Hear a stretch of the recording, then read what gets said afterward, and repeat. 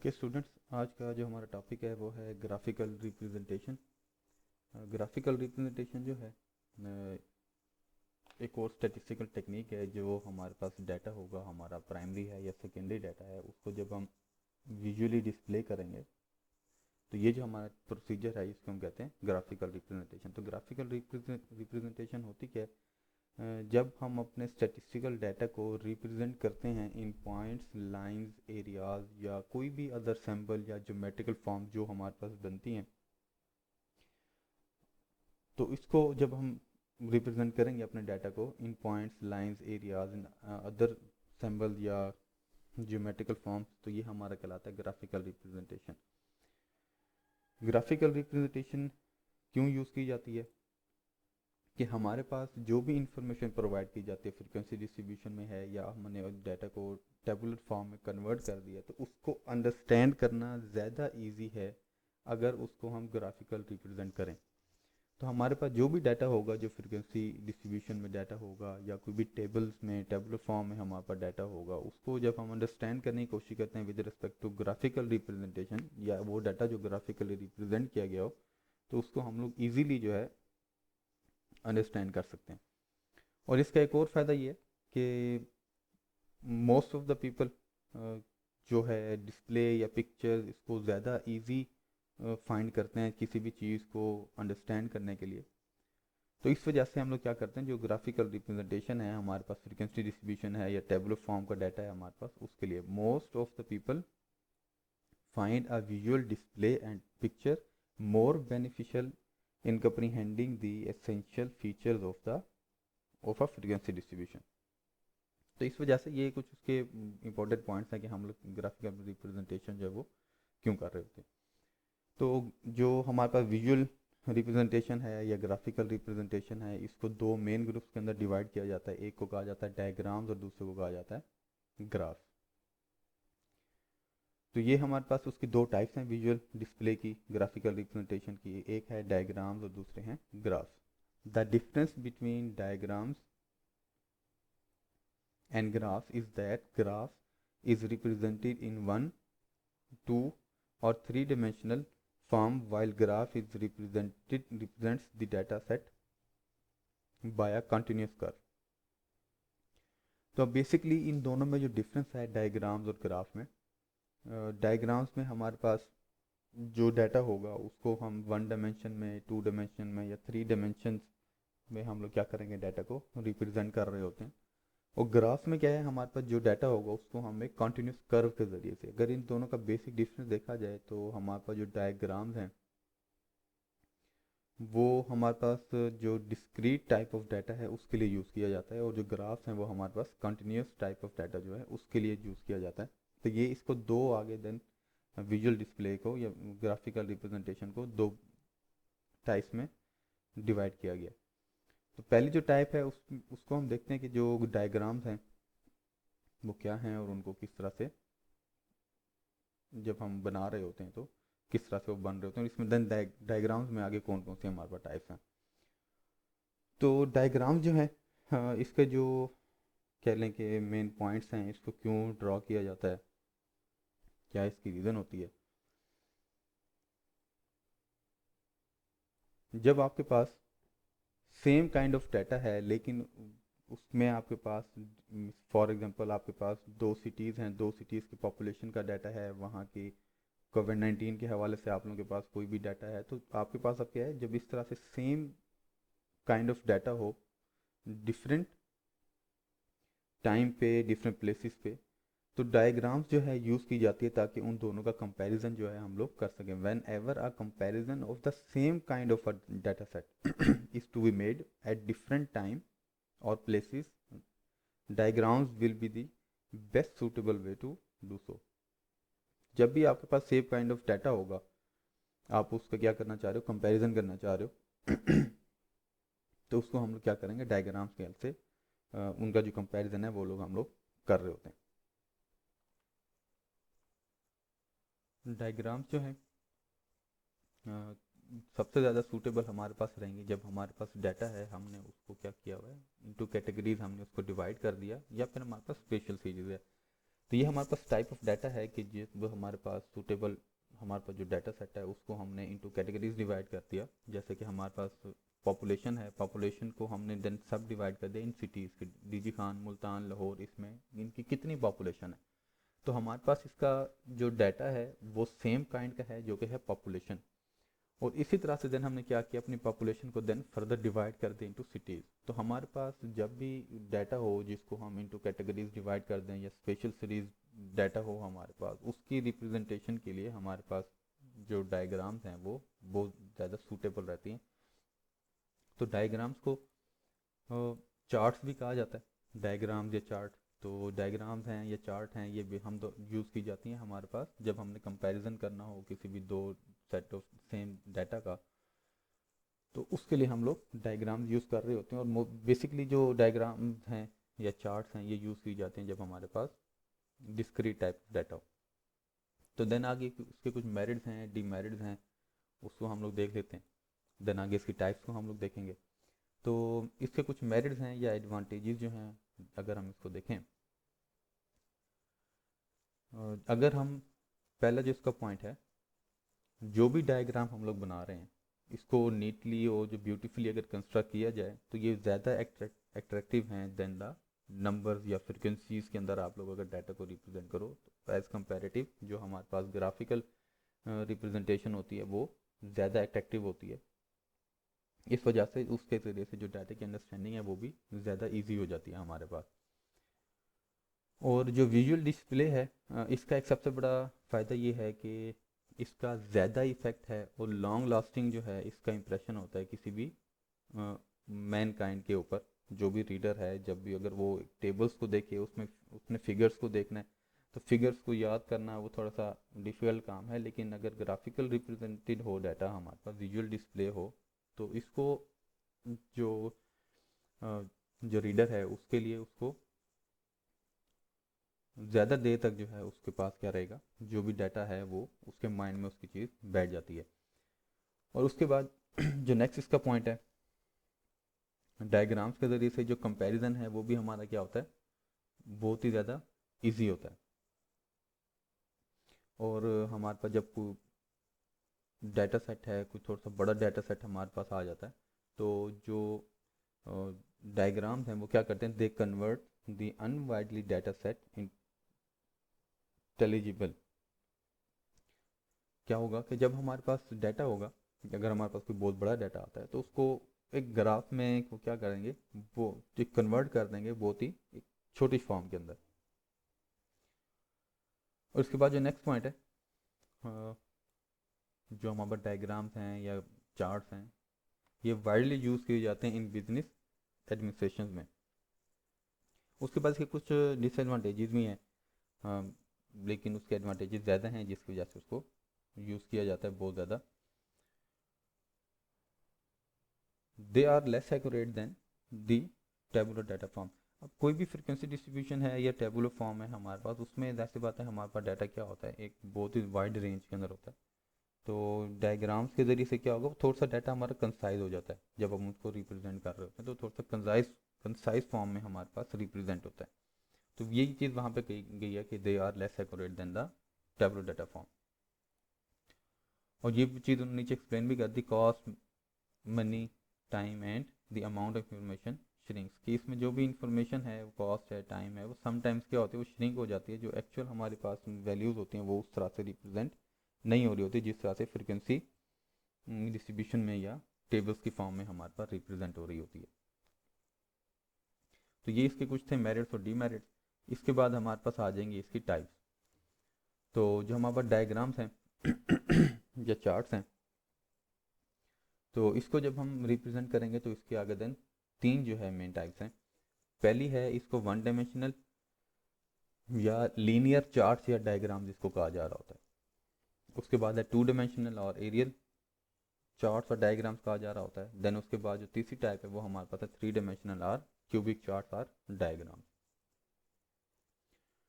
तो one dimensional diagram जो है या लीनियर चार्ट्स है, डायग्राम्स हैं, ये हमारे पास क्या होते हैं, जब हमारे पास डाटा को जस्ट एक डायमेंशन में रिप्रेजेंट किया जा रहा हो तो वो हमारा क्या कहलाएगा, वन डायमेंशनल डायग्राम।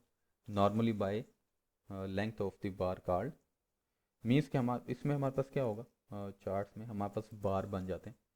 तब ये बार जो है, जब आप इन बार्स को ड्रा कर रहे हो और आप इसको किसी एक डायमेंशन में ड्रा कर रहे हो, मीन्स कि आपके पास कोई एक क्राइटेरिया है, कोई एक जस्ट आपके पास वेरिएबल है जिसकी रेस्पेक्टिव आप क्या कर रहे हो, इनको रिप्रेजेंट करना चाह रहे हो, तो वो आपके पास जब चार्ट्स बनेगा या डायग्राम्स बनेंगे तो उसको हम कहेंगे वन डायमेंशनल चार्ट्स या डायग्राम्स। इस तरह से नेक्स्ट है हमारे पास सिंपल, जो इसमें हमारे पास टाइप्स बनेंगी, जो हमारे पास डाटा होगा उसको हम किस तरह से रिप्रेजेंट कर सकते हैं। इसमें जो हमारे पास टाइप्स हैं वो हमारे पास है सिंपल बार्स, मल्टीपल बार्स हैं, देन कंपोनेंट बार्स हैं, जिसको हम वन डायमेंशनल डायग्राम्स के अंदर डाटा को रिप्रेजेंट कर रहे होते हैं। इसी तरह से देन हमारे पास टू डायमेंशन या एरियल चार्ट या डायग्राम, ये जो हैं बेसिकली ये कब यूज़ किए जाते हैं, जब हमारे पास जो डाटा है उसको हम रिप्रेजेंट कर रहे हैं विद रिस्पेक्ट टू वेरिएबल की बेस के ऊपर, टू क्राइटेरियाज के बेस के ऊपर जब हम डाटा को रिप्रेजेंट कर रहे होंगे तो वो डाटा हमारा क्या होगा, वो जो हमारे ग्राफ्स होंगे वो होते हैं basically two dimensional diagrams.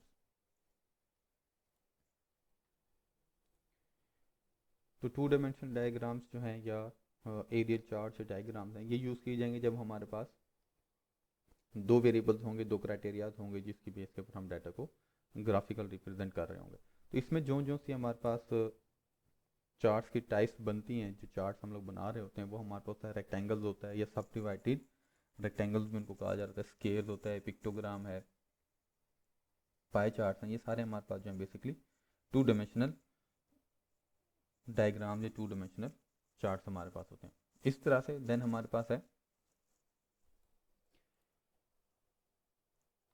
Three dimensional है या क्यूबिक चार्ट्स है। इसको बनाया जाएगा जब हमारे पास तीन वेरिएबल्स होंगे, तीन वेरिएबल्स की बेस के ऊपर हम लोग क्या करें, जो हमारा डाटा है उसको हम ग्राफिकल रिप्रेजेंट कर रहे हैं, तो देन हमारे पास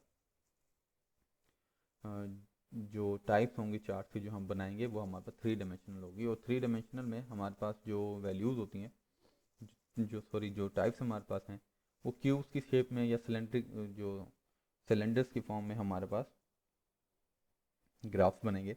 वो हमारे पास क्या होगा, थ्री डायमेंशनल या इसको क्यूबिक चार्ट्स या डायग्राम्स भी इसको कहा जा रहा होता है। और इसको मोस्टली यूज़ भी किया जा रहा होता है, जो यहाँ पे हम मैंने मेंशन किया हुआ है,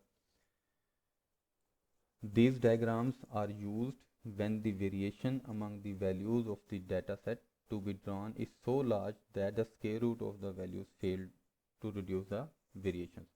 कि जब हमारे पास इतना बड़ा डाटा आ जाए कि अगर हम वैल्यूज़ हैं कि उसका स्क्वायर रूट भी लें तो देन उस वैल्यूज़ पे कोई इतना ज़्यादा फ़र्क हमें नज़र ही ना आए, वो वैल्यूज़ देन भी क्या रहे हैं हमारे पास लार्ज ही रहें। तो जब इस तरह का हमारे पास डाटा सेट हो जिसमें वेरिएशन बहुत ज़्यादा हमारे पास यूज़ हो रही होती है, तो in that kind of data set तो हम लोग क्या कर रहे होते हैं, जो हमारे थ्री डायमेंशनल या क्यूबिक चार्ट्स हैं हम उनको यूज़ कर रहे होते हैं। या फिर हमारे पास जब तीन वेरिएबल्स हों या तीन क्राइटेरियाज हों जिनको माइंड में रखते हुए हम लोग डाटा को ग्राफ्स में सॉरी चार्ट्स में या डायग्राम्स में रिप्रेजेंट कर रहे होते हैं, तो देन हमारे पास जो सी टाइप यूज़ होगी वो होगी थ्री डायमेंशनल या क्यूबिक चार्ट। तो इसमें जो हमारे पास ये बार्स है या बार चार्ट है या बार डायग्राम्स हैं, जिसमें वन डायमेंशनल है, टू डायमेंशनल है और थ्री डायमेंशनल है, इसको जब हम ग्राफिकली रिप्रेजेंट कर रहे होंगे तो ग्राफिकली रिप्रेजेंट करने के लिए इसमें किन किन पॉइंट्स को हम लोगों ने माइंड में रखना है तो वो पॉइंट्स जो हमारे पास हैं वो यहाँ पे मैंने मेंशन किए हुए हैं, उसको भी अभी हम गो थ्रू कर लेते हैं। तो जो बार डायग्राम है, जो हमने देखा सिंपल बार डायग्राम था, ये सबसे ज़्यादा सिंपल वे है डाटा को ग्राफिकल रिप्रेजेंट करने के लिए। और ये यूज़ कब किया जाता है, जब हमारे पास कंपेयर करना हो हमने सेम काइंड ऑफ डाटा को। तो हमारे पास डाटा क्वालिटेटिव डाटा हो या क्वांटिटेटिव डाटा हो ऑफ डिस्क्रीट टाइप, हमने जब उन दो का कंपैरिजन करना है, हमको कंपेयर करना है, तो उसके लिए भी हमारा क्या होगा, जो बार डायग्राम है हम लोग उसको यूज़ कर रहे होंगे। और बार डायग्राम है क्या बेसिकली, जिसमें क्या होगा हमारे पास जो डाटा होगा, डाटा को हम रिप्रेजेंट कर देंगे in the form of bars. Bars अभी जो होता है हमारे पास, ये हमारे पास जो बार्स बनेंगे ये इस शेप में हमारे पास डाटा बनेगा कि हमारे पास जो भी डाटा है उस डाटा को हम लोग इस तरह से बार्स की शेप में रिप्रेजेंट कर देते हैं। तो इसमें जो फिर नेक्स्ट पॉइंट है हमारे पास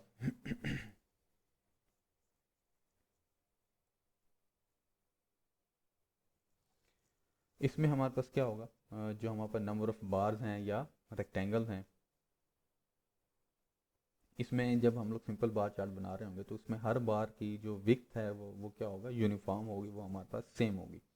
और उन बार्स के दरमियान जो स्पेस है उसको भी हम इक्वल रखते हैं। ये नहीं कि एक में हमने स्पेस, दो बार्स के दरमियान स्पेस ज़्यादा दे दी, देन सेकंड या थर्ड बार के दरमियान में हम उसकी स्पेस को कम कर दें। इनके दरमियान जो स्पेस है वो हमारे पास इक्वल रहेगी। और उनकी जो हाइट है, उनकी जो लेंथ होगी हमारे पास बार्स की, वो उसकी वैल्यू के ऊपर डिपेंड कर रहा होगा।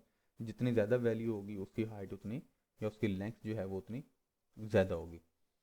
तो डायग्राम्स, सिंपल जो बार्स हैं उसको बनाने के लिए हमने किन पॉइंट्स को माइंड में रखना है, इसका भी हमारे पास जो है एक टाइटल होगा, सूटेबल टाइटल होगा जो सेल्फ एक्सप्लेनेटरी हो और ब्रीफ होना चाहिए। और इसमें हमने क्या करना है, ग्राफ्स बनाने के बाद लास्ट में फुट नोट्स और अगर सोर्स नोट्स की भी ज़रूरत पड़े तो वो चीज़ भी हमने यहाँ पे मेंशन करनी होती है।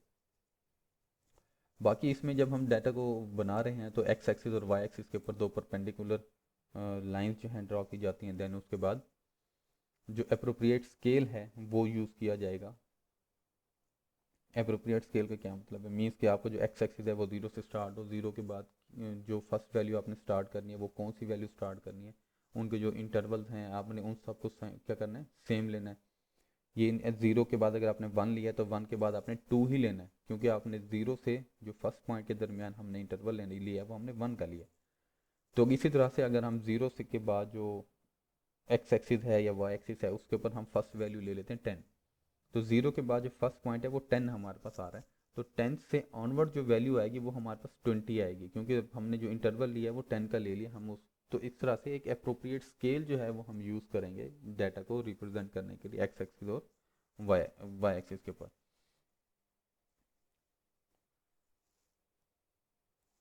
इसी तरह से अगर आपके पास बार है, जिस तरह से मल्टीपल बार चार्ट है, या आगे हम कंपोनेंट बार चार्ट पढ़ेंगे, जब हम उनको ड्रा कर रहे होंगे तो उनमें हमारे पास एक से ज़्यादा बार यूज़ हो रहे होंगे, या हम एक बार को डिफरेंट पार्ट्स में डिवाइड कर रहे होते हैं।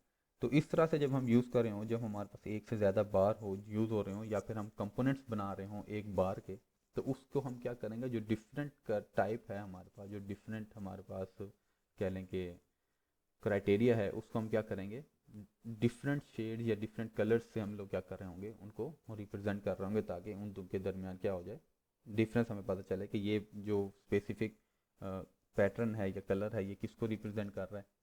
तो उनके दरमियान डिफ्रेंशिएशन जो है वो लाजमी हमारे पास होने चाहिए। बाकी अगर हमें एक्स एक्सिस के ऊपर जो हमने वैल्यूज़ लिखनी है, अगर तो हम उसको लेटर्स में लिख रहे हैं, यानी हमारे पास कोई अल्फ़ाबेटिकल फॉर्म में हम उसको लिख रहे हैं तो उसको हॉरिजेंटली लिखा जाता है। लेकिन इन सम केसेस अगर कोई ऐसा वर्ड आ रहा है जो कि थोड़े लेंथी हैं तो देन उनको वर्टिकल भी लिखते हैं हम लोग, या फिर उसको थोड़ा सा एंगल उसका चेंज करके थोड़ा सा 45 डिग्रीज तक उसको भी हम लोग लिख रहे होते हैं। तो हमारे पास जो बाकी बार्स हैं उनकी जो विड्थ है वो बहुत ज़्यादा थिन भी नहीं होनी चाहिए, वो बहुत ज़्यादा थिक भी नहीं होनी चाहिए, ताकि हमारे पास जो फॉर्म है, ग्राफिकल रिप्रेजेंट है डाटा, वो जो है एक उसकी फॉर्म ऐसी हो कि देखने वाले को अट्रैक्ट भी करे।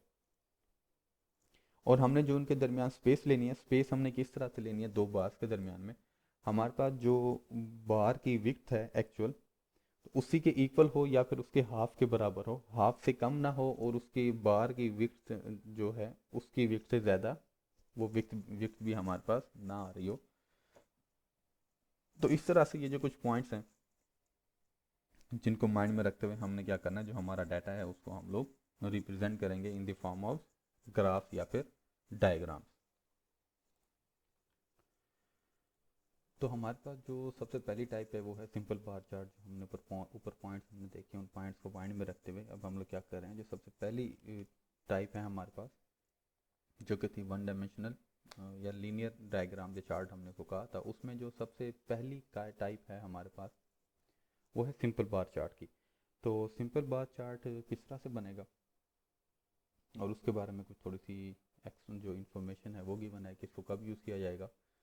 तो जब आपके पास एक वेरिएबल है तो एक वेरिएबल की आगे डिफरेंट हमारे पास क्या करेंगे, उसके डिफरेंट आइटम्स हैं जिसको हम कंपेयर करना चाह रहे हैं। जिस तरह से ग्रेड्स हैं, grades A B C and D, तो वेरिएबल हमारा एक है ग्रेड्स, और उसके आगे देन डिफरेंट उसके एट्रीब्यूट्स हैं, उसके आउटकम्स हैं, उसके क्या करेंगे कि आइटम्स हैं ग्रेड A B C और D। तो जब एक वेरिएबल है ग्रेड्स, उसके जो डिफरेंट एट्रीब्यूट्स हैं उसको जब हम लोग ड्रा करना चाह रहे हैं, कंपेयर करना चाह रहे हैं कि क्यों ग्रेड A ज़्यादा है, ग्रेड B स्टूडेंट्स का ज़्यादा है, C या ग्रेड D स्टूडेंट्स का ज़्यादा है, हम इन ग्रेड्स के आपस में कंपैरिजन करना चाह रहे हैं, तो उसके लिए क्या किया जाएगा, सिंपल बार चार्ट यूज़ किया जाएगा। जिस तरह से आजकल गंदम की कटाई वगैरह चल रही है, तो लेट से आपके पास गंदम की कटाई है, एक वेरिएबल है गंदम।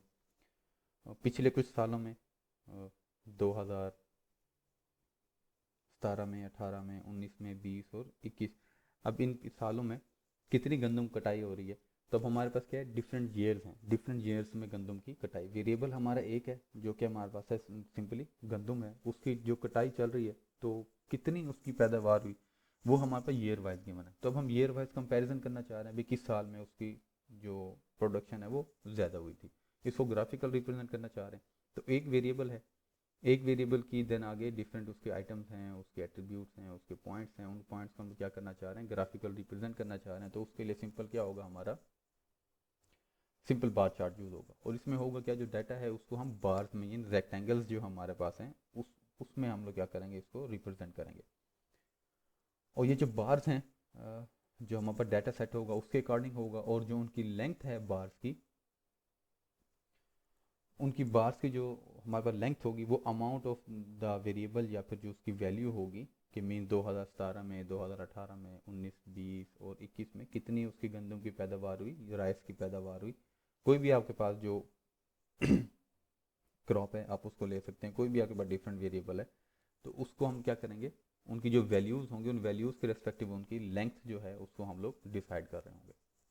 और सिंपल बार चार्ट जो है ये सिंपल जस्ट क्योंकि वन डायमेंशनल है, वन डायमेंशनल में हमारे पास जस्ट एक ही वेरिएबल होता है, तो एक वेरिएबल है, इसकी लिमिटेशन ये है कि ये जस्ट जो सिंपल बार चार्ट है वो एक वेरिएबल के लिए यूज़ किया जाएगा। अब इसकी एग्जांपल देख लेते हैं। तो एग्जांपल जो है हमारे पास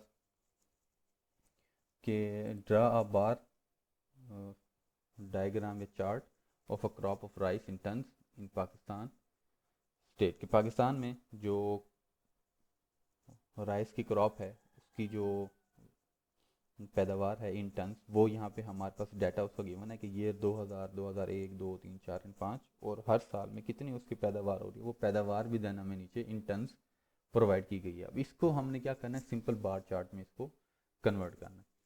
तो अब इसको जब सिंपल बार चार्ट में हम लोग बनाएंगे,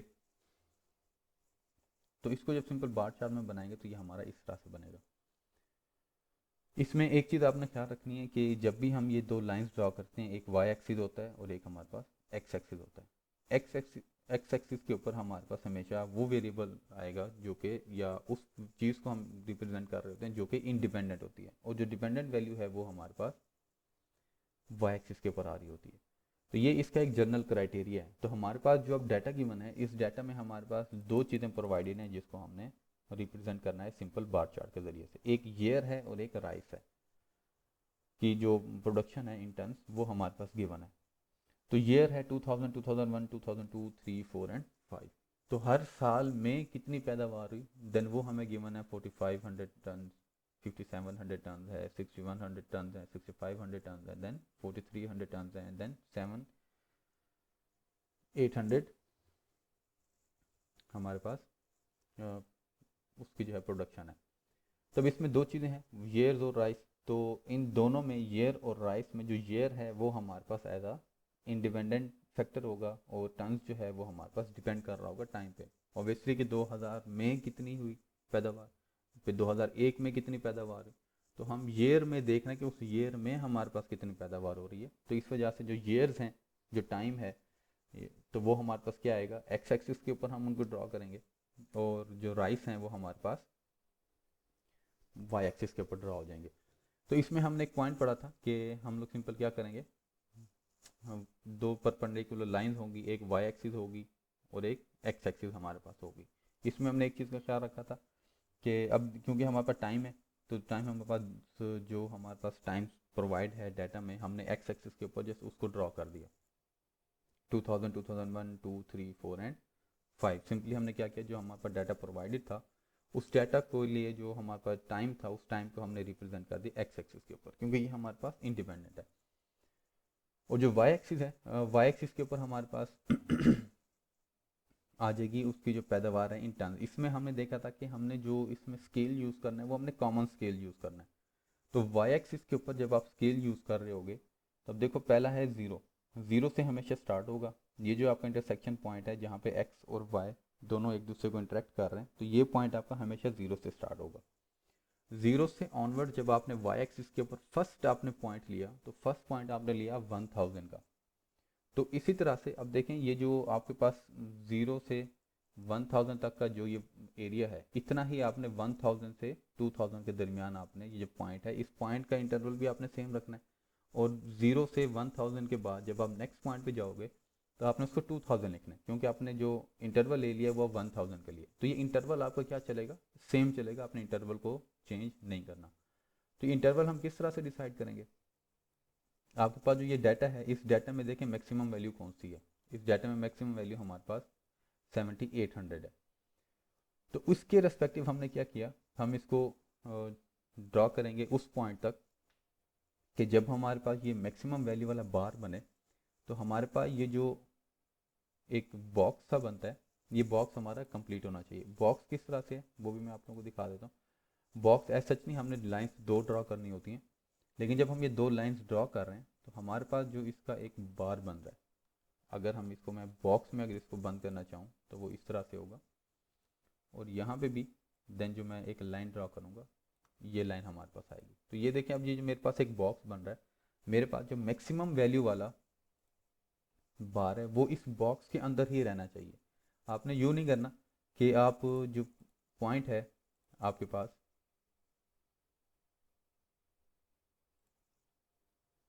जो आपने वाई एक्सिस के ऊपर पॉइंट लिए ये आप पॉइंट जो है ना तक 7500 ले लें, क्योंकि अब आपका बार क्या कर रहा है, जो आपके पास अब बॉक्स बन रहा है इस बॉक्स से आपकी वैल्यू क्या कर रही है, बाहर एक्सीड कर रही है। तो आपने यूँ नहीं करना।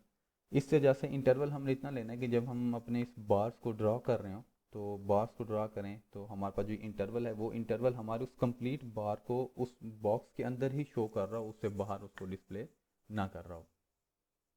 तो इस तरह से हम क्या करेंगे, जो भी हमारे पास मैक्सिमम वैल्यू होगी डाटा में उससे हम कुछ वैल्यूज़ मैक्सिमम जो है ना एक्सीड कर जाएंगे। तो इस वजह से हमने जो यहाँ पे वैल्यू है मैक्सिमम वैल्यू है वो हमने 9000 तक लेके वहाँ पे उसको स्टॉप किया। ज़ीरो से स्टार्ट हुआ, 1, 2, 3, 4, 5, 6, 7, 8 एंड 9000 तक हमने उन वैल्यूज़ को ड्रॉ कर लिया विद कॉमन इंटरवल, और उनका जो दरमियान में स्केल है वो भी हमारा सेम था। अब आपने दो लाइंस ड्रॉ कर ली। इन दो लाइंस को ड्रॉ करने के बाद अब आपने ज़ीरो के बाद जो फर्स्ट पॉइंट लिया वो आपके पास था 2000, क्योंकि हमारे पास जो वेरी फर्स्ट ईयर है वो हमारे पास 2000। तो 2000 के लिए हमने सिंपल क्या किया, जो हमारे पास बार है हमने उसको यहाँ पे ड्रॉ कर दिया, बार हमारा ड्रा हो जाएगा। अब इस बार को ड्रा किस तरह से करना है, अगर हम इसको पेज पे ड्रा करें तो इस तरह से आपने क्या कर रहे हैं ना, एक बार जो ये 2000 है उसके लिए आप उसको ड्रॉ कर दोगे। वो ड्रॉ करके जो आपका ईयर है सिर्फ इस ईयर के लिए ही आपने क्या करना है, इसको ड्रॉ करना है। ये हमारा जो फिर, और ये किस पॉइंट तक ड्रा होगा, आपके पास जो ईयर है, ईयर आपके पास है 2000, ये 2000 के लिए आपके पास कितना उसकी पैदावार है 4500। तो आपने वाई एक्सिस के ऊपर देखना है कि आपके पास 4500 कहाँ तक आ रहा है। तो ये 4500 हमारे पास तकरीबन अप्रॉक्सीमेटली इस पॉइंट पे हमारे पास आ रहा है 4000 एंड 5000 के एग्जैक्ट सेंटर में। तो ये जो हमारे पास पॉइंट आएगा 4500 वाला, 4500 के बिल्कुल की हाइट तक हमने क्या करना है, जो हमारे पास ये 2000 है उसके लिए हम लोग क्या करेंगे, एक बार को सिंपल ड्रा कर देंगे। बार हमारा ड्रा हो गया। और इसमें एक चीज़ और जो काम जो याद रखने वाली थी वो ये थी कि हमारे पास जो इसमें विड्थ होगी बार्स की वो सारों की क्या रहेगी, सेम रहेगी, किसी की भी विड्थ चेंज नहीं होगी। तो यहाँ पे अगर आप लोग देखें जो इनके बार्स हैं, बार की विड्थ सबकी क्या है, सेम है। तो हमने सेम विक्स वाले जो बार्स हैं वो ड्रा कर लेने। वो ड्रा किस तरह से होंगे, जिस ईयर के लिए जो प्रोडक्शन होगी उस प्रोडक्शन के रेस्पेक्टिव हम क्या करेंगे, उन बार्स को ड्रा करते जाएंगे। अब यहाँ पे देखें जो नेक्स्ट ईयर है उसके लिए हमारे पास है 5700। तो 2001 में हमने क्या किया, वाई एक्सिस पे देखा 5700 हमारे पास तकरीबन यहाँ पे पॉइंट आया। तो इस पॉइंट के बिल्कुल करस्पॉन्डिंग हमने क्या किया, जो ईयर 2001 था उसके लिए हमने क्या किया, जो बार ड्रा किया उसकी लेंथ कितना बनी, 5700 तक। इसी तरह से देन ईयर 2002 के लिए ड्रा किया जो कि 6100 तक ड्रा हुआ। इसी तरह से देन ये 2003 के लिए हमने ड्रा किया, वो भी हमारा कहाँ तक गया, 6100 तक। सॉरी 2003 के लिए 6500 तक। देन 2004 के लिए हमारा ड्रा होगा 4300 तक। तो हमारा 4500 यहाँ तक था, इससे कुछ पॉइंट्स नीचे हमारे पास यहाँ तक तकरीबन बनेगा 4300। तो इसके बिल्कुल क्रॉसपॉन्डिंग हमने क्या करना है, बार ड्रा कर लेना है जिसकी हाइट जो है 4300 तक होगी। इसी तरह से ये 2005 है जिसमें सबसे ज़्यादा प्रोडक्शन हुई थी जो कि 7800 है। तो देन 7800 के क्रॉसपॉन्डिंग जो कि हमारे पास अगर हम वाई एक्सिस पे देखें तो यहाँ तक पॉइंट होगा, इसके क्रॉसपॉन्डिंग हमारे पास जो पॉइंट है देन वहाँ तक हमारे पास ये 2005 के लिए हमारे पास ये इस तरह से बार बन जाएगा। और इसमें एक और पॉइंट थी कि जब हम बार्स को ड्रा कर रहे होंगे तो बार्स को ड्रा करते टाइम हमारे पास जो उनकी विड्थ है वो सेम होनी चाहिए। विड्थ को हम लोग सेम रखेंगे और विड्थ हमारे पास जो भी होगी बार की, तो हमारे पास जो बार बनेंगे इन बार्स के दरमियान जो इंटरवल होगा, मीन्स एक बार से दूसरे बार तक हमारे पास इसके दरमियान में जो इंटरवल होगा वो या तो एग्जैक्ट हमारे पास इस बार की विड्थ के बराबर होना चाहिए कि हमारे पास हमने बार की विड्थ जितना रखी उस विड्थ जितना ही हमारे पास होना चाहिए, या फिर उससे हाफ होना चाहिए। मीन्स हाफ और बार की विड्थ के दरमियान हमारे पास कोई भी जो है ना, हम उसके दरमियान एक कॉमन जो है बार्स के दरमियान में जो स्पेस है वो हम लोग ड्रॉ कर सकते हैं। तब यहाँ पे देखें बार ये 2002 है, 2001 है, 2, 3, 4 एंड 5, इनके दरमियान में जो इंटरवल है वो हमारे पास जो बार है उस बार से थोड़ा सा कम है, हाफ से थोड़ा ज़्यादा। और एग्जैक्टली बार्स की जो विड्थ है उससे मैंने क्या किया, थोड़ा सा कम उसको ड्रॉ किया। एग्जैक्टली हम बार की विड्थ के बराबर भी रख सकते हैं, उसके हाफ के बराबर भी ले सकते हैं। तो मैंने क्या किया, हाफ से थोड़ा सा उसको ज़्यादा रखा है और उसके जो विड्थ है हमारे पास एक्चुअल में बार्स की उससे थोड़ा सा कम हमने उसको ड्रॉ किया हुआ। तो इस तरह से हमारा जो सिंपल बार चार्ट है, जब हमारे पास एक वेरिएबल हो और उस एक वेरिएबल के देन आगे डिफरेंट उसकी वैल्यूज़ होंगी, मीन डिफरेंट ऑब्जर्वेशन हैं, तो उसको जब हमने ड्रॉ करना है तो इस तरह से हम क्या करेंगे, उनको ड्रॉ करेंगे। जब तो हमने उनका कंपैरिजन करना हो तो हमारे पास वो वैल्यूज़ कंपैरिजन हम उनका कर सकते हैं कि किसकी वैल्यू कितना ज़्यादा है या जो भी हम चीज़ वहाँ से फाइंड करना चाह रहे हैं। तो ये सिंपल बार चार्ट था।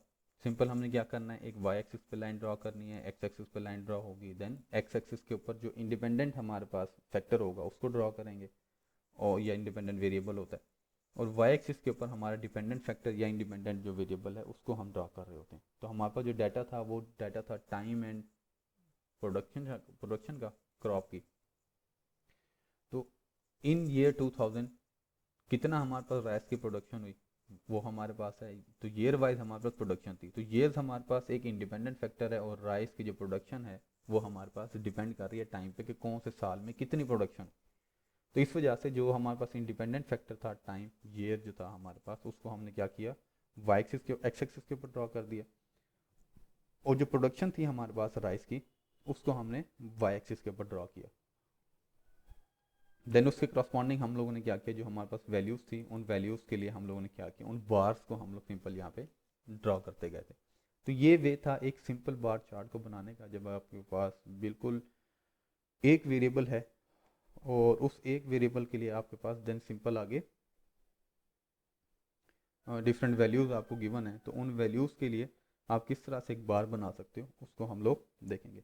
तो नीचे मैंने लिख दिया, here we represent years on the x axis and crop of rice on the y axis। तो इस तरह से हम लोग क्या करेंगे, जो भी हमारे पास डाटा होगा उसको हमने जब रिप्रेजेंट करना होगा तो इस तरह से हम उसको सिंपल बार चार्ट से रिप्रेजेंट कर सकते हैं ताकि हम उनका कंपैरिजन कर लें। इसी तरह से जो नेक्स्ट टाइप है हमारे पास वो है मल्टीपल बार चार्ट। अब मल्टीपल बार चार्ट में क्या होगा, इसको हम क्यों रिप्रेजेंट कर रहे होते हैं, इसके रीज़न क्या है कि जब हमारे पास,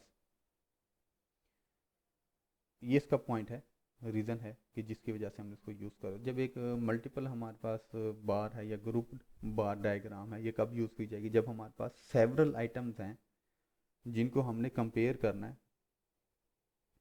और उनकी जो 2 3 4 जितनी भी उसकी वैल्यूज हैं उनका हमने कंपैरिजन करना है। तो जब इस तरह हमारे पास एक वेरिएबल होगा और एक वेरिएबल की दो या दो से ज़्यादा हमारे पास उसकी कैरेक्टरिस्टिक या उसकी एट्रीब्यूट्स हमारे पास आ जाएंगी, तो जब हमने उनकी वैल्यूज़ का आपस में कंपैरिजन करना हो तो देन उसके लिए हम क्या करेंगे, मल्टीपल बार चार्ट यूज़ करेंगे। किस तरह से कि आपके पास कोई एक वेरिएबल है और उस वेरिएबल का सेम पॉइंट के ऊपर आपके पास दो उसके डिफरेंट टाइप, दो डिफरेंट आपके पास उसकी कैरेक्टरिस्टिक्स आ गई, तो जब आपने उनका कंपैरिजन करना है तो उनका कंपैरिजन जब करेंगे तो हमारे पास वो क्या होगा, मल्टीपल डायग्राम जो है हम उसके ज़रिए से उसको रिप्रेजेंट कर रहे होंगे।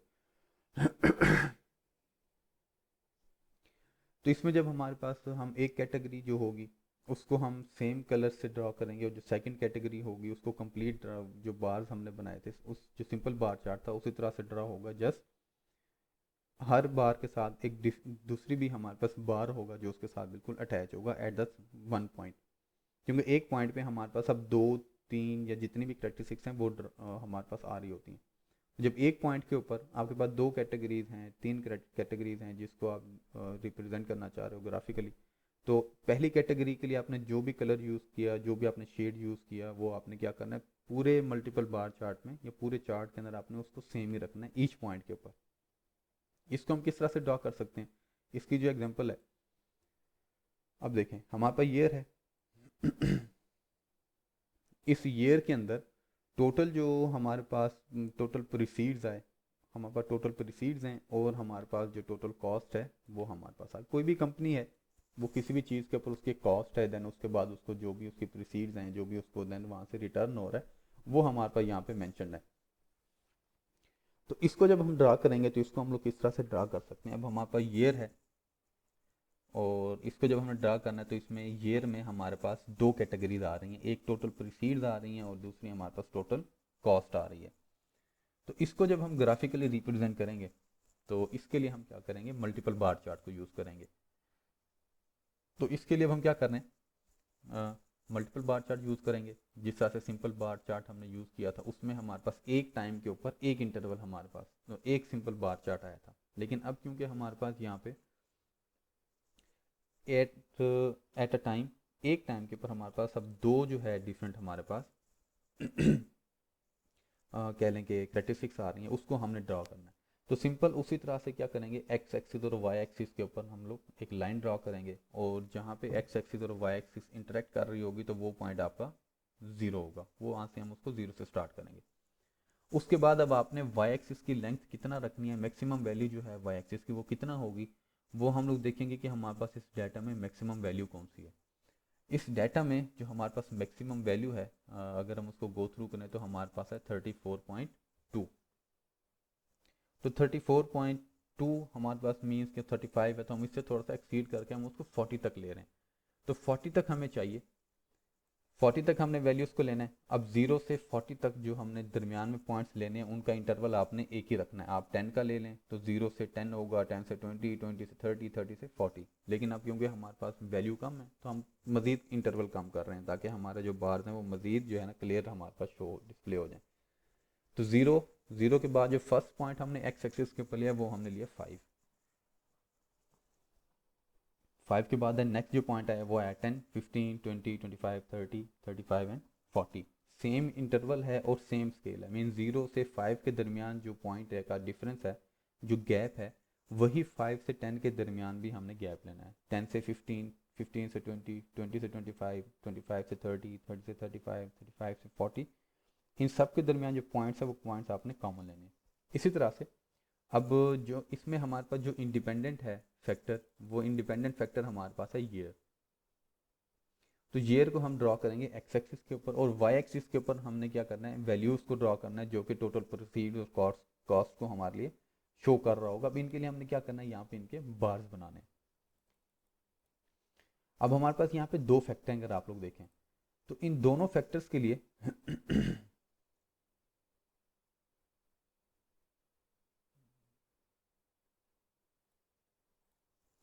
अब इन दोनों फैक्टर्स के लिए हम लोग same kind of bar use करेंगे। टोटल प्रोसीड्स के लिए मैंने जो है ग्रे कलर का जो हमारे पास कह लें कि बार है, मैंने उसको यूज़ किया। और हमारे पास जो वाई एक्सिस वाला है, सॉरी, जो हमारे पास, एक मिनट इसका मैं कलर ठीक कर दूं ताकि ये डिस्प्ले ठीक तरह से हो जाए। ओके, तो हमारे पास जो सेकंड बार है जो कि टोटल कॉस्ट को शो कर रहा है, तो मैंने क्या किया, मैंने एक बार बनाया और उसके अंदर मैंने डॉट्स की जो है ना फिलिंग कर दी। तो ये अब देखें मैंने टोटल प्रोसीड के लिए जो बार यूज़ किया है वो बार है मेरा ग्रे कलर का। तो मैंने हर पॉइंट के ऊपर, ये 2000 है, 2001, 2, 3, 4, 5, हर साल के लिए मैंने क्या किया है, मेरे पास जो भी टोटल प्रोसीड का बार है मैंने उसको सेम कलर से डिनोट किया। उसको मैंने लेस नहीं किया, चेंज नहीं किया, उसका मैंने कलर चेंज नहीं कर दिया, क्योंकि थ्रू आउट आपने देन उसका कलर सेम ही लेना होता है। तो इस वजह से, तो अब देखें, और जो सेकंड है मेरे पास बार, सेकंड बार मेरा शो कर रहा है कॉस्ट को। अब उस कॉस्ट के लिए मैंने same type of bar use किया है डिफरेंट पॉइंट्स के ऊपर। वो ईयर 2000 था, 1, 2, 3, 4, 5 जो भी ईयर था, उस ईयर के लिए हमारे पास जो टोटल उसकी कॉस्ट है वो मैंने बार ड्रा किया, और बार के बाद मैंने क्या किया, वहाँ पे डॉट्स को अंदर डॉट्स की फिलिंग कर दी, और थ्रू आउट मैंने उसके लिए ये सेम ही रखा, उसको मैंने चेंज नहीं किया। तो इस तरह से हमारे पास क्या होगा, जो हमारे पास मल्टीपल बार चार्ट्स हैं, एक एट अ पॉइंट हमारे पास एक से ज़्यादा पॉइंट्स बनेंगे। और यहाँ पे देखें हमने जो इसको ड्रा करने का तरीका है, हमने सबसे पहला जो पॉइंट ड्रा किया ये 2000 के लिए, वो हमने ड्रा किया प्रोसीड्स के लिए, कि कंपनी जो है उसको जो रिटर्न हुआ उसकी कॉस्ट पे वो कितना हुआ, 22 का। अब ये 22 कुछ भी हो सकता है, 22 मिलियन भी हो सकता है, बिलियन भी हो सकता है, जो भी उसके प्रोसीड्स हैं। तो हमने क्या किया, 0 से 22 देखा पॉइंट कहाँ तक है, उस 22 पॉइंट तक हमने एक बार ड्रा कर दिया। उसके बाद ये सेम उसी ईयर के लिए 2000 के लिए हमने एक और हम बार ड्रा किया, जो कि हमारा है टोटल कॉस्ट का। तो टोटल कॉस्ट है 19.5, तो वो अप्रॉक्सीमेटली हमारे पास यहाँ तक आएगी। तो इसका जो बार बनेगा, जो हमने पहले प्रोसीड का बार बनाया, आप इन देखो मैंने इन दोनों को कंबाइन करके बनाया हुआ है, इन दोनों के दरमियान में गैप कोई नहीं है, दोनों क्या कर रहे हैं, एक दूसरे के साथ कनेक्टेड हैं। तो जिस ईयर के लिए आप मल्टीपल बार चार्ट ड्रा कर रहे होगे, उसमें 2 हों, 3 हैं, 4 हैं, 5 हैं, जितने भी उसमें आपने बार्स ड्रा करने हैं, उन बार्स को आपने एक दूसरे के साथ कंबाइन, एक दूसरे के साथ मिला के ड्रा करना है, एक दूसरे से सेपरेट आउट नहीं करना। सेपरेट आउट जो होगा वो ये डिफरेंट पॉइंट्स के ऊपर होगा, लेकिन एट द सेम पॉइंट आप 2 या 3 जितने भी आप उसमें मल्टीपल बार चार्ट ड्रा कर रहे होगे, तो at the one that specific point, ये 2000 है, तो ये 2000 के लिए जो हमारे दो बार्स बनेंगे वो एक दूसरे के साथ ज्वाइंट होंगे। उनकी जस्ट लेंथ का फ़र्क होगा, उनकी हाइट का फ़र्क होगा, वो डिपेंड कर रहा होगा उनकी वैल्यूज़ के ऊपर। तो जिसकी वैल्यू जितना होगी उसके रेस्पेक्टिव ही हम देन आगे क्या कर रहे होंगे, उनके बार्स को हम लोग ड्रा कर रहे होंगे। देन इसी तरह से अब ये 2001 है, ये 2000 में भी, 2001 के लिए भी हमारे पास दो जो है ना बार बनेंगे, क्योंकि हमारे पास दो कैटेगरीज हैं, दो करेक्टरिस्टिक्स हैं, दो एट्रीब्यूट हैं एट द सेम पॉइंट। अब इसको हमने ड्रा करना है, इसको ड्रा करने के लिए हम लोग क्या कर रहे हैं, अच्छा देखें, अब इसमें वेरिएबल एक है, हमारे पास वेरिएबल है कोई भी एक कंपनी, उस एक कंपनी का एक स्पेसिफिक पॉइंट के ऊपर दो वैल्यूज़ को शो करना, उसकी टोटल प्रोसीड और टोटल कॉस्ट। तो एक वेरिएबल है, उस एक वेरिएबल के लिए हम क्या कर रहे हैं, उसके जो डिफरेंट करेक्टरिस्टिक्स हैं, डिफरेंट एट्रीब्यूट्स हैं, डिफरेंट उसके कैटेगरीज हैं, उसको जब हम ड्रा कर रहे हैं तो हम उसको मल्टीपल बार से ड्रा कर रहे हैं। अब नेक्स्ट है ये 2001। अब ये 2001 में देखें तो टोटल प्रोसीड, अब देखें जो ये 2000 के लिए मैंने टोटल प्रोसीड का बार बनाया था वो मैंने बनाया ग्रे कलर का, और ये 2000 के लिए जो मैंने बार ड्रा किया टोटल कॉस्ट का, वो मैंने डॉटेड वाला जो है ना बार यूज़ किया। अब मैं मूव कर रहा हूँ ये 2001 के लिए। अब ये 2001 में मैं दो बार ड्रा करना चाह रहा हूँ, टोटल प्रोसीड्स और टोटल कॉस्ट। तो ये 2000 में मैंने जो भी कलर या जो भी मैंने शेडिंग यूज़ की है बार्स को बनाने के लिए, वही कलर और शेडिंग मैं यूज़ करूँगा ये 2001 के लिए। अब ये 2001 में हमारे पास जो टोटल प्रोसीड की वैल्यू है वो है 27.3, तो वो हमारे पास अप्रॉक्सीमेटली यहाँ तक कहीं आ रही होगी। तो इसके बिल्कुल क्रॉसपॉन्डिंग हम क्या करेंगे, एक बार ड्रा कर देंगे, और इस बार को हम ग्रे कलर का ही ड्रा करेंगे, क्योंकि हमने जो बार ड्रा किया हुआ था ये 2000 के लिए वो भी हमारा क्या था वो बार भी हमारा सिंपल ग्रे कलर का था। और ये 2001 के लिए जो टोटल कॉस्ट है वो हमारे पास है 21.7। तो 21.7 को अगर हम लोग ड्रॉ करने के लिए जाएं तो वो हमारा अप्रोक्सीमेटली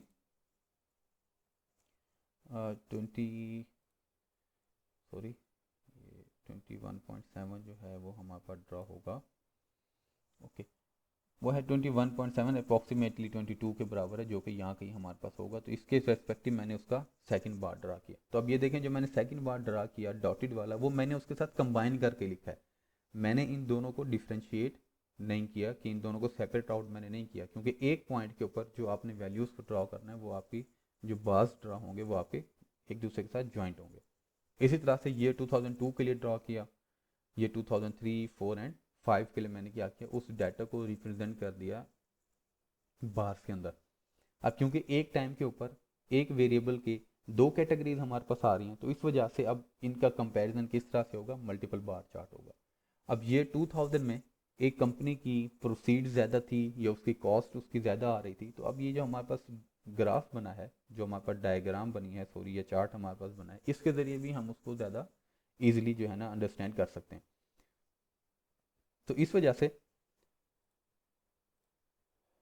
ये जो हमारे पास टोटल हमारे पास ग्राफ बना हुआ है, सॉरी, जो डायग्राम बनी हुई है, अब इसमें ये 2000 में अगर आप लोग सिर्फ ग्राफ से देखना चाहो, आपको ज़रूरत नहीं है कि आप टेबल को गो थ्रू करो, आपको फिगर्स को देखने की ज़रूरत नहीं है। तो हम लोग बता सकते हैं कि जो सबसे ज़्यादा यहाँ पे डिफरेंस रहा है टोटल प्रोसीड और टोटल कॉस्ट का, वो हमारा रहा है तकरीबन ये 2004 के लिए।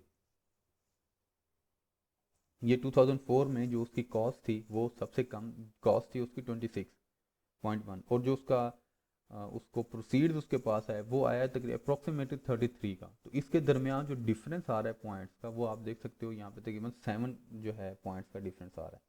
इसी तरह से अच्छा, किसके में सबसे कम प्रोसीड आए और कॉस्ट ज़्यादा थी, अब ये 2005 में उसकी जो टोटल कॉस्ट है वो ज़्यादा है और टोटल प्रोसीड उसके कम है, मीन्स उसको यहाँ पे लॉस हो गया। तो इस तरह से जो भी आप वैल्यूज़, जो भी आप पॉइंट्स वहाँ से फाइंड करना चाह रहे हो, उन पॉइंट्स को हम लोग सिंपली यहाँ पे क्या कर सकते हैं, रिप्रेजेंट कर सकते हैं या अंडरस्टैंड कर सकते हैं, जब हमारे पास जो डाटा है जो टेबुलर फॉर्म में है या फिर फ्रीक्वेंसी डिस्ट्रीब्यूशन में गिवन है, उसके लिए हम अपने उस डाटा को ग्राफ्स में डायग्राम्स में कन्वर्ट करेंगे, और देन वहाँ से भी हम इंपॉर्टेंट पॉइंट्स को वहाँ से समराइज कर सकते हैं। तो ये हमारे पास था क्राइटेरिया कि जब हमारे पास सिंपल बार चार्ट हो, तो सिंपल बार चार्ट को, सॉरी, जब हमारे पास डिस्क्रीट डाटा हो और वेरिएबल भी एक हो, तो उसको हम किस तरह से डिफरेंट टाइप्स को यूज़ करते हुए उस डाटा को हम लोग डायग्राम्स में या चार्ट्स में रिप्रेजेंट कर सकते हैं, ताकि उसकी जो अंडरस्टैंडिंग है डाटा की वो ज़्यादा इजीली हम लोग कर सकें। तो ये हमारे पास दो टाइप्स हो गई थी, एक हमारे पास थी सिंपल बार चार्ट और दूसरी हमारे पास थी मल्टीपल बार चार्ट। इसी तरह से देन हमारे पास तीसरी है, वो है कंपोनेंट या सब डिवाइडेड बार चार्ट। इसमें सिंपल ये होगा कि हमारे पास जो ये डिफरेंट कैटेगरीज थी, मल्टीपल बार चार्ट में हमने क्या किया था, एक टाइम के ऊपर हमारे पास दो कैटेगरीज आई, एक आ गई प्रोसीड और कॉस्ट, उसके लिए मैंने दो बार यूज़ कर लिए। लेकिन कंपोनेंट बार चार्ट में हम लोग क्या करेंगे, हमारे पास क्या होगा, जो हमारे पास जो बार है उस बार को हम दो पार्ट्स में डिवाइड करेंगे, हाफ को हम यूज़ करेंगे एक कैटेगरी के लिए, बाकी हाफ को यूज़ करेंगे सेकंड कैटेगरी के लिए। इसमें हमारे पास हर पॉइंट के ऊपर जो है ना एक सिंगल बार ही बनेगा हमारे पास, जो कि उन दोनों की टोटल वैल्यूज़ का एग्रीगेट हमें शो कर रहा होगा। और उसके बाद देन उन वैल्यूज़ को हम क्या करेंगे, जो टोटल एग्रीगेट है उस एग्रीगेट को हम आगे देन जो पार्ट्स है उस पार्ट्स में डिवाइड कर देंगे, ताकि हमारे पास जो डिफ्रेंशिएशन है वो भी हमारे पास हो जाए। तो इसको हम लोग किस तरह से ड्रॉ करेंगे, इसको भी ड्रॉ करने का जो तरीका है, वेरिएबल एक ही है, एक वेरिएबल का हमारे पास डिफरेंट उसके कंपोनेंट्स हैं, सेक्शन हैं, उसकी कैरेक्टरिस्टिक्स हैं, जिसको हम लोग डिवाइड ग्राफिकली रिप्रेजेंट करना चाह रहे हैं। तो लेट्स सी कि अब हम इसको किस तरह से करेंगे। पॉइंट फिर वही है कि आपके पास एक दो सेक्शन हैं, कंपोनेंट्स हैं, कैरेक्टरिस्टिक्स हैं, तीन हैं, चार हैं, तो आपने हर कैटेगरी के लिए एक स्पेसिफिक पॉइंट आपने मेंशन कर देना है। अब ये देखें, इस बार मल्टीपल बार चार्ट में भी मैंने यहाँ लास्ट में देखें रिप्रेजेंट किया हुआ है कि ये जो ग्रे कलर का हमारे पास बार है ये किस चीज़ को शो कर रहा है, इसको कहा जाता है बेसिकली लेजेंड्स। मीन्स के जो बार्स हैं, क्योंकि अब डिफरेंट शेड के बार्स हमारे पास यूज़ हो रहे हैं, तो रीडर को हम टेबल तो शो नहीं करते ना, हमारे पास जब ग्राफ आ गया तो हमने जैसे उसको ग्राफ ही रिप्रेजेंट करना होता है। तो कौन सा बार किस चीज़ को शो कर रहा है, इस चीज़ को हमें बताना ज़रूरी होता है, ताकि रीडर को पता चले कि ग्रे शेड वाला प्रोसीड्स है, ये कॉस्ट नहीं है, और डॉटेड वाला कॉस्ट है, प्रोसीड्स नहीं है। तो हमने क्या किया, एक ऐसे छोटा सा बस ऐसे बार एक ड्रा किया स्केयर की शेप में, और उसमें हमने शेड यूज़ कर दिए कि तो जो जो भी करेक्टरिस्टिक्स थी, जो भी कंपोनेंट था, अब प्रोसीड के लिए हमने ग्रे कलर यूज़ किया था। तो देखें मैंने एक छोटा सा बार बनाया ग्रे कलर का, उसके सामने लिख दिया प्रोसीड। और दूसरा जो हमारे पास एक शेड डॉटेड में था, एक छोटा सा बार बनाया डॉटेड के साथ, उसके सामने लिख दिया कॉस्ट। अब इससे पता चल रहा है कि जो ग्रे कलर वाला हमारे पास बार है वो हमारा प्रोसीड्स है, और जो डॉटेड वाला बार है वो हमारा कॉस्ट को शो कर रहा है। इसी तरह से यही सेम पॉइंट हम लोग यूज करेंगे कंपोनेंट बार चार्ट के अंदर भी। अब इसको किस तरह से रिप्रेजेंट कर सकते हैं, अब ये देखें, आपको डाटा गिवन है पॉपुलेशन का, कि हमारे पास जो डिवीजन हैं डीजी खान, मुल्तान, लाहौर, फैसलाबाद, इसमें मेल और फीमेल कितना है, आपको डाटा गिवन था। अब इस डाटा को हमने क्या किया, इस डाटा को हम रिप्रेजेंट करना चाह रहे हैं अब कंपोनेंट बार चार्ट के ज़रिए से। तो जब आपने कंपोनेंट बार चार्ट में किसी भी चीज़ को रिप्रेजेंट करना है, तो उसमें सबसे पहला काम जो आपने करना है, आपने उन वैल्यूज़ के लिए टोटल को फाइंड करना है। ये हमारे यहाँ पे सबसे पहला काम होगा कि हमारे पास डीजी खान के लिए जो 2 कैटेगरीज हैं, 3 कैटेगरीज हैं, मेल फीमेल है, तो इनको आपने प्लस करके इनका टोटल लिख लेना है। तो डीजी खान में टोटल जो पॉपुलेशन है वो है 64, और उसमें मेल कितना है वो 33 है, और फीमेल कितना है 31। इसी तरह से मुल्तान के लिए टोटल, लाहौर के लिए टोटल, और फैसलाबाद जो, इनके लिए भी टोटल्स हम लोग फाइंड कर लेंगे। टोटल्स फाइंड करने के बाद अब हमारे पास जो डाटा बन जाएगा वो हमारे पास क्या होगा, ये 4 आपके पास कॉलम्स बन जाएंगे। डिविजन्स भी हैं, आगे मेल भी है, फीमेल भी है, और उसका आपने देन आगे टोटल भी फाइंड कर लिया। क्योंकि अब कंपोनेंट बार चार्ट में जो हमारे बार्स बनेंगे वो इन डिफरेंट पॉइंट्स के ऊपर उनकी करस्पॉन्डिंग टोटल वैल्यू के लिए बनेगा। डीजे खान का जो बार बनेगा वो उसकी लेंथ होगी 64, मुल्तान के लिए जो बार बनेगा उसकी लेंथ होगी 40।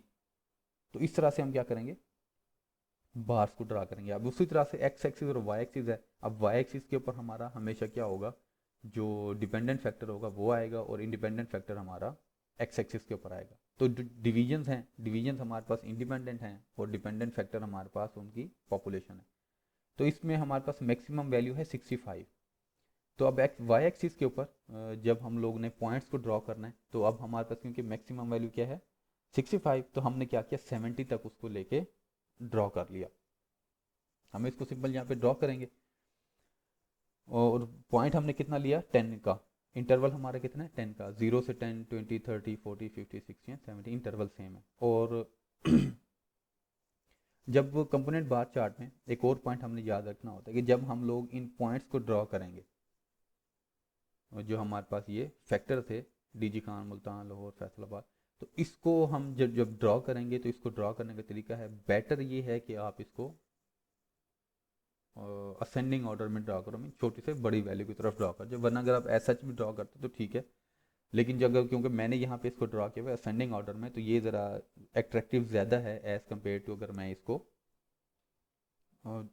एज सच ही बना देता। फिर एक कंपोनेंट बार चार्ट छोटा बनता है, एक बड़ा, देन छोटा, फिर बड़ा, फिर उससे बड़ा हमारे पास आ जाता। तो मैंने उसको क्या किया, असेंडिंग ऑर्डर में ड्रा कर दिया। जो अब सबसे छोटा है, मीन्स के वो मुल्तान में हमारे पास सबसे कम पॉपुलेशन है जो कि है 40 की। तो मैंने एक बार ड्रा किया कंप्लीट 40 का, ठीक हो गया।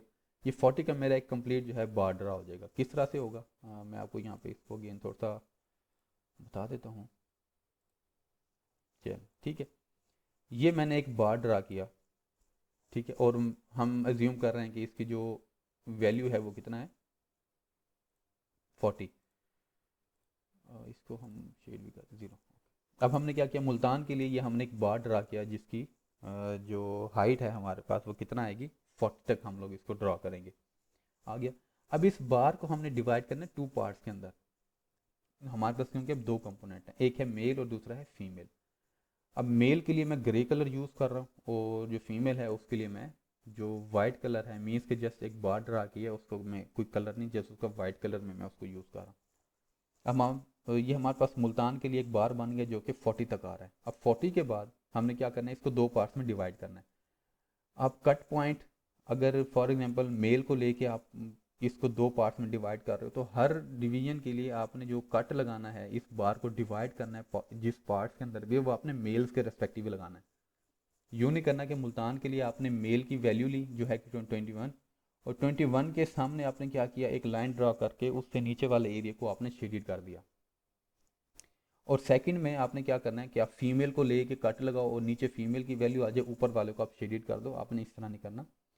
जो भी कैटेगरी, जो भी कंपोनेंट आप लोगे एक बार को डिवाइड करने के लिए, तो हर पॉइंट के लिए, डिफरेंट पॉइंट्स के लिए आप क्या करोगे, उसी सेम जो फैक्टर है उसी को लोगे, कंपोनेंट को लेके हम यूज़ करेंगे डिवीजन के लिए। तब क्या होगा, हमारे पास ये बार है जो कि आप लोगों को शो हो रहा है, जो आप लोगों के लिए मैंने बनाया यहाँ पे। अब इसको मैं डिवाइड करना चाह रहा हूँ दो पार्ट्स में। अब डिवाइड इस तरह से करना है कि 21 वैल्यू है, तो 21 वैल्यू के लिए आप लोग सिंपल क्या करोगे, आपने वाई एक्सिस के ऊपर देखना है कि आपकी 21 वैल्यू कहाँ तक आ रही है। उस 21 वैल्यू के करस्पॉन्डिंग देन आपने क्या करना है, एक इस तरह से लाइन ड्रा कर लेनी है आपके पास जो अपना कंपोनेंट बार चार्ट होगा उसके लिए।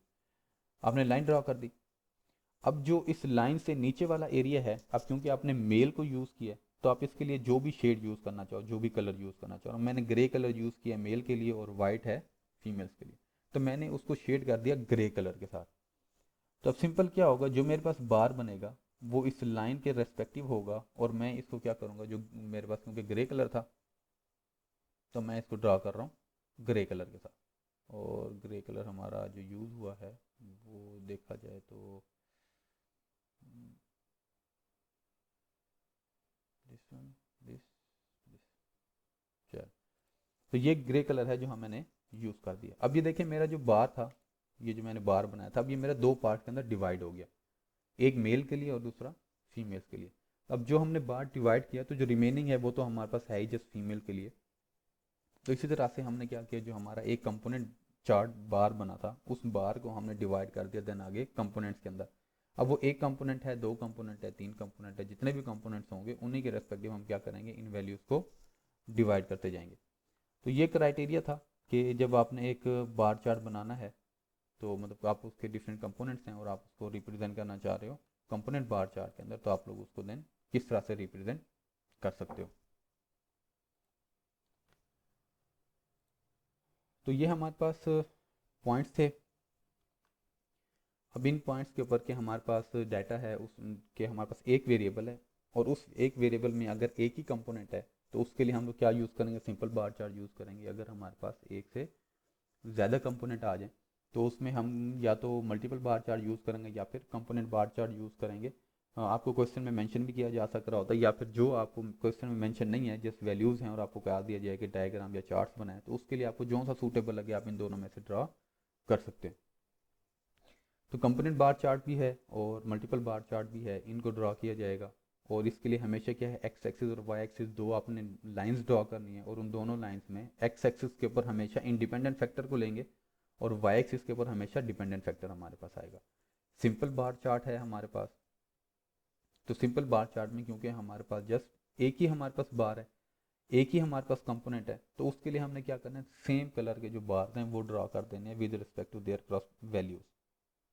और उसके लिए हमें उसको एक्स एक्सिस में मेंशन करने की भी ज़रूरत भी नहीं है। बस यहाँ पे एक चीज़ मिस हो गई कि जो वाई एक्सिस है यहाँ पे हमने लिखना है कि वाई एक्सिस क्या है और एक्स एक्सिस के ऊपर क्या चीज़ शो करे, जो कि मैंने नीचे कंपोनेंट और मल्टीपल बार चार्ट के लिए आप लोगों के सामने रिप्रेजेंट किया था। अगर आपके पास एक से ज़्यादा कंपोनेंट आ जाएं तो देन हम क्या यूज़ करेंगे, मल्टीपल बार चार्ट भी यूज़ कर सकते हैं। तो मल्टीपल बार चार्ट जब हमने ड्रॉ करना है तो इस तरह से हम क्या करेंगे, एक्स एक्सिस और वाई एक्सिस के ऊपर हमारे पास दो पॉइंट्स आएंगे, जिन पॉइंट्स को हम लोग देन आगे रिप्रेजेंट कर रहे होंगे, जो कि हमारे पास ये है वैल्यू। हमारे पास टेबल थी, उस टेबल में हमारे पास दो कंपोनेंट्स थे, और उन दो कंपोनेंट्स के लिए हम लोगों ने क्या किया, जो भी वैल्यूज थी हमने उसको रिप्रेजेंट कर दिया। ओके जी, और हमारे पास ये था। इस तरह से हम यहाँ पे भी इसको मेंशन करेंगे कि जो एक्स एक्सिस है, एक्स एक्सिस के ऊपर हमने किन वैल्यूज़ को ड्रॉ किया हुआ है वो हमारे ईयर्स हैं। तो इस तरह से आपके पास जो डाटा है, जो एक पॉइंट के ऊपर आपके पास उसके दो कंपोनेंट्स हैं, दो फैक्टर्स हैं, दो करेक्टरिस्टिक्स उसकी आ रही हैं, तो आपने उसको किस तरह से ड्रॉ करना है वो हम लोग मल्टीपल बार चार्ट से ड्रॉ कर सकते हैं। इसी तरह से अगर आप लोग उसको कंपोनेंट बार चार्ट में ड्रॉ करना चाहो तो उसमें भी कर सकते हैं कि उसमें जस्ट क्या होगा, मल्टीपल बार चार्ट में एक पॉइंट पे हमारे पास जितने कंपोनेंट हैं उतने बार्स बन जाएंगे और वो बार्स आपके एक दूसरे के साथ ज्वाइंट होंगे सेम पॉइंट वाले। और कंपोनेंट बार चार्ट में क्या होगा कि हमारे पास जो भी कंपोनेंट हैं उन कंपोनेंट का हम टोटल फाइंड करेंगे और टोटल के रेस्पेक्टिव हम लोग एक बार ड्रा कर लेंगे और देन उस बार को हम लोग डिवाइड कर लेंगे जितने भी हमारे पास कंपोनेंट्स हैं उसके रेस्पेक्टिव। अब इस डाटा में हमारे पास क्योंकि सिंपल दो कंपोनेंट्स थे, मेल और फीमेल, तो हमने क्या किया, हर पॉइंट के ऊपर पॉइंट हमारे पास अब यहाँ पे क्या डिवीजन हैं, डीजी खान, मुल्तान, लाहौर, फैसलाबाद, इनके लिए हमने टोटल कंप्यूट किया। टोटल कंप्यूट करने के बाद सिंपल हमने क्या किया, इनके लिए हमने यहाँ पे उनके बार्स बनाए, टोटल के रेस्पेक्टिव बार बन जाएगा। और उन बार्स को किसी भी एक कंपोनेंट को लेके, वो आप मेल भी ले सकते हो, वो आप फीमेल्स भी ले सकते हो, जिस भी पॉइंट को लेके आप बार को डिवाइड करोगे तो हर पॉइंट के ऊपर उसी फैक्टर के लिए आपने उन बार्स को डिवाइड करते जाना है। और एक जो फैक्टर है उसके लिए एक कलर यूज़ कर लें, शेड यूज़ कर लें, वो आपकी अपनी मर्जी है। कलर यूज़ करें या आप कोई भी शेडिड में, डॉट्स में, या फिर आप छोटे छोटे क्रॉस लगाते जाएं या क्रॉस लाइनिंग लगाते जाएं, वो टोटल आपके ऊपर डिपेंडेंट कर रहा है। ताकि बस आपने जो दो फैक्टर्स हैं उनको डिफ्रेंशिएट करना है कि देखने वाले को पता चले कि जो ये शेड है या ये कलर है ये किसको रिप्रेजेंट कर रहा है, जो दूसरी टाइप का कलर या शेड है वो किस चीज़ को रिप्रेजेंट कर रहा है। तो ये हमारे पास था सिंपल डायग्राम्स। और डायग्राम में भी जो हमारे पास उसकी पहली टाइप है वन डायमेंशनल या फिर लीनियर डायग्राम, वो हमारे पास है। तो इंशाल्लाह जो नेक्स्ट लेक्चर होगा उसमें हम लोग देखेंगे जो टू डायमेंशनल है, टू डायमेंशनल चार्ट्स हमारे पास जो बन रहे होते हैं वो या डायग्राम्स हैं, जब हम उनको बना रहे हैं तो हम उसको किस तरह से ड्रॉ कर सकते हैं। ओके जी, इंशाल्लाह जो अब नेक्स्ट लेक्चर है फिर उसमें आप लोगों से मुलाकात होगी। दैन जो उसमें पॉइंट्स हैं वो हम लोग देखेंगे कि टू डायमेंशनल को किस तरह से